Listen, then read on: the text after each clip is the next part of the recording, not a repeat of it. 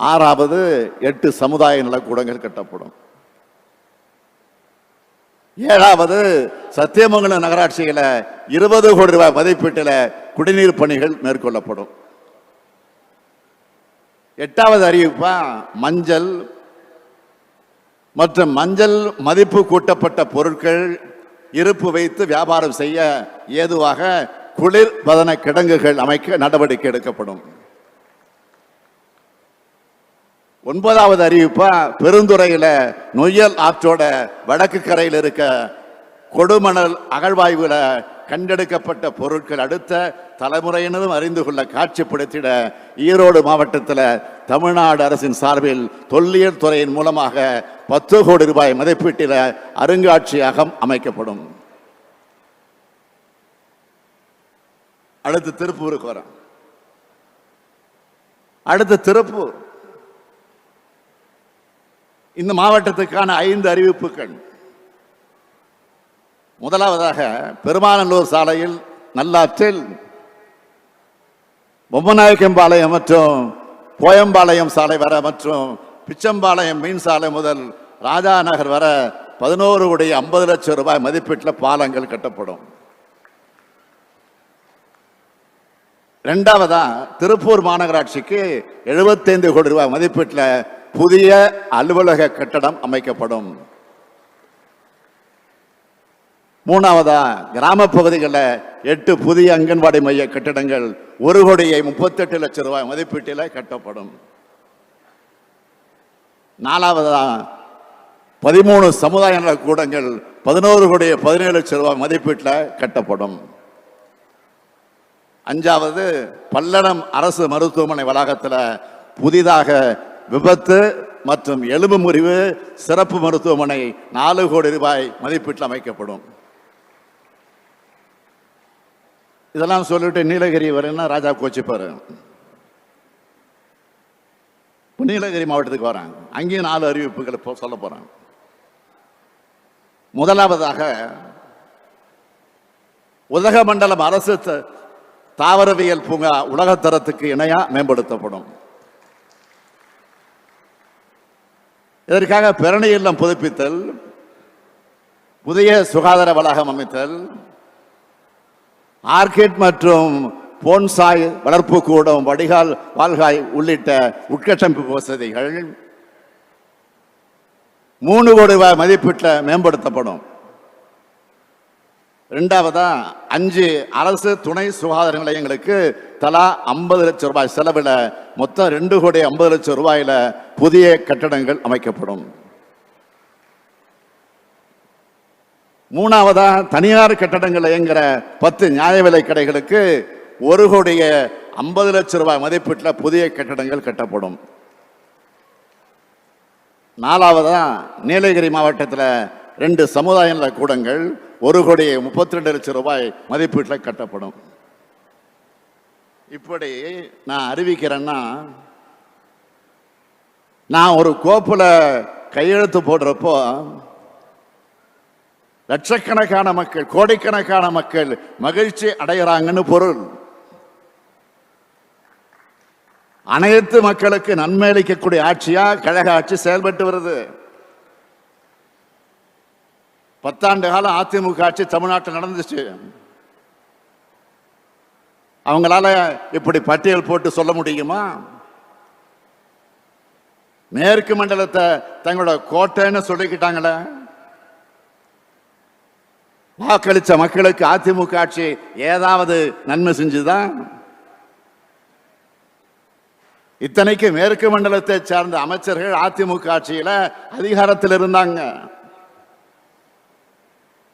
அவங்க இந்த மேற்கு மண்டலத்துக்கு செஞ்சது என்ன? மகள்களை பெற்ற அத்தனை பெற்றோரையும் பதற வைத்தது இந்த பொள்ளாச்சி சம்பவம். மறந்துட முடியுமா? பெண்களை மிரட்டி ஆபாச படம் எடுத்து தைரியமா அதிமுக ஆட்சிகளை வலம் வந்தாங்க. புகார் கொடுத்தவங்களை மிரட்டினாங்க. திமுக மகளிர் சார்பில் தான் போராட்டம் நடத்தினாங்க. பிறகு நடவடிக்கை எடுப்போம்னு ஒரு நாடகம் போட்டாங்க. ஆனால் சாட்சிகள் மிரட்டப்படக்கூடிய வேடிக்கையை பார்த்தாங்க. பத்திரிகையாளர்களை பற்றி அன்றைய முதலமைச்சர் பழனிசாமி கேட்டப்போ அப்படி எதுவும் இல்லை, ஆதாரம் இருந்தால் கொடுங்கன்னு சொன்னார்.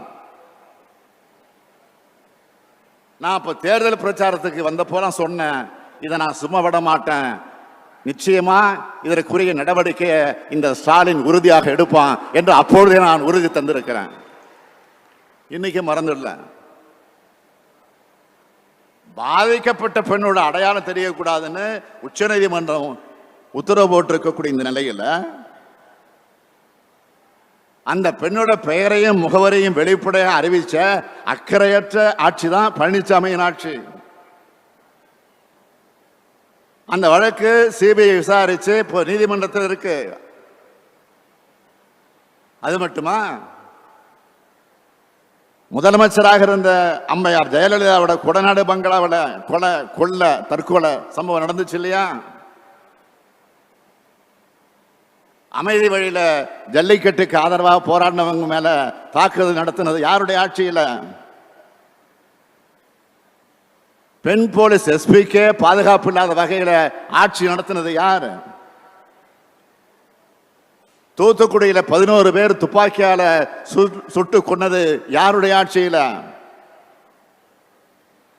கஞ்சா குட்கா மாமூல் பட்டியல்ல அமைச்சரும் டிஜிபியுமே இருந்தாங்களே, அது யாருடைய ஆட்சியில்?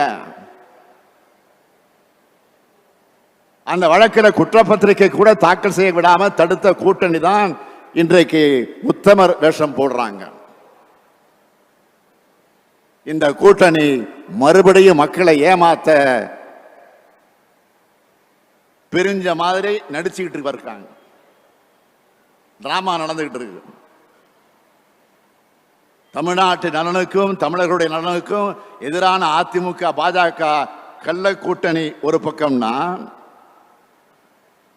தமிழ்நாட்டு மக்களும் தமிழ்நாட்டை வளமாக்க தமிழர்களுடைய உரிமைகளை பாதுகாக்க இன்னொரு பக்கம் ஜனநாயக சக்திகளும் திமுகவும் ஒற்றுமையாக நிற்கிறோம். ஒன்றிய அரசோட ஒத்துழைப்பு இல்லாத போதே இத்தனை சாதனைகளை திட்டங்களை நம்மால கொடுக்க முடியுதுன்னா, நமக்கு உதவி செய்கிற ஒன்றிய அரசு அங்க அமைஞ்சா இன்னும் 10 மடங்கு சாதனைகளை இந்த திமுக செய்யும். அதுக்கான நேரம் நெருங்கி வருது. நாட்டு மக்களுக்கு எதையுமே செஞ்சு தராத பிரதமர் மோடியின் உத்தரவாதம்னு பக்கம் பக்கமா விளம்பரம், டிவியில விளம்பரம் செஞ்சுக்கிட்டு இருக்காங்க. பிரதமர் அவர்களே, மாண்புமிகு பிரதமர் மோடி அவர்களே, நீங்க கொடுத்த பழைய உத்தரவாதமான ஒவ்வொருத்தருக்கு 15 லட்சம் ரூபாயோட இன்றைய கதி என்ன? இளைஞர்களுக்கு 2 கோடி பேருக்கு வேலை வாய்ப்பு உத்தரவாதம் தந்தீங்களே, அந்த கதி என்ன? அதை சொல்லுங்க பிரதமர் அவர்களே. அது கூட வேண்டாம். அடுத்த வாரம் ஒரு வாரத்தில் தமிழ்நாட்டுக்கு வர்றதாக செய்தி வந்திருக்கு, வரப்போறாரு. தமிழ்நாட்டுக்கு செஞ்சு தந்திருக்கக்கூடிய சிறப்பு திட்டங்களை பட்டியல் போடுங்க. என்ன சிறப்பு திட்டங்களை கொண்டு வந்தீங்கன்னு தமிழ்நாட்டு மக்கள் எல்லோருக்கும் கேட்கணும். பதில் சொல்லுங்க பிரதமர்னு எல்லோரும் கேட்கணும். கேட்பீங்களா? போன முறை வந்தப்போ பேசினாரு, பாஜக தமிழ்நாட்டுக்கு கொண்டு வர திட்டங்கள் திமுக தடுக்குது. பிரதமர் சொல்றாரு, அவங்க கொண்டு வர திட்டங்களை நாம போய் தடுக்கிறோமா? நீங்க ஒரு பழமொழி கேட்டிருப்பீங்க, அண்ட புழுகு ஆகாச புழுகுன்னு சொல்லுவாங்க இல்லையா? அது மாதிரி இது மோடி புழுகு. அவர் என்ன திட்டத்தை கொண்டு வந்தா நாம தடுக்கிறதுக்கு? எந்த திட்டத்துக்கு நாம தடையா இருந்தோம்னு சொல்வாரா? நான் ஒரே ஒரு உதாரணம் சொல்றேன். மதுரை எய்ம்ஸ் மருத்துவமனையை 2014 அறிவிச்சிங்க. அப்ப யார் தமிழ்நாட்டு முதலமைச்சர்? மறைந்த அம்மையார் ஜெயலலிதா அவர்கள். அவர் தடுத்தாரா? இல்லையே.